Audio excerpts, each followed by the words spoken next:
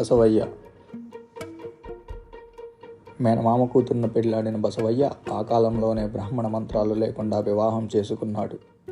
శైవ మతస్థుల సమక్షాన జరిగిన ఈ పెళ్లి తర్వాత అష్టాది వర్ణాల వారు కులభేదాల్ని పాటించకుండా కలిసి భోజనాలు చేశారు. శైవ మత ప్రచారం చేయడం ప్రతి వ్యక్తి విధి అని బసవయ్య బోధించాడు.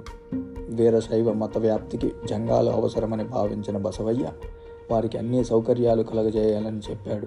జంగం దేవరను పూజించడం సాక్షాత్తు శివుణ్ణి పూజించడంతో సమానమని ఇతడు ప్రచారం చేశాడు.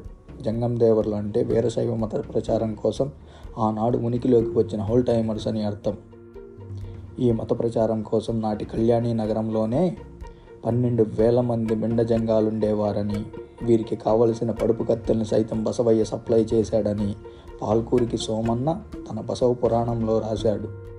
పరమతాన్ని నిందించిన, ఆ మతస్థుల్ని హింసించిన, చివరికి వారిని హత్య చేసిన అది తప్పు కాదని, ఎంతటి హేయమైన మార్గాలు అవలంబించి అయినా సొంత మతాన్ని వ్యాపింపజేయాలని ఇతడు బోధించాడు. అంచేతనే ఇతడు జైన బౌద్ధుల్ని నిర్దాక్షిణ్యంగా హింసించి హత్య చేయించాడు. శివుణ్ణి తప్ప మరో దేవుణ్ణి భగవంతునిగా భావించే అన్ని మతాల్ని ఉగ్రంగా ఎదుర్కోవటమే బసవయ్య జీవిత లక్ష్యం.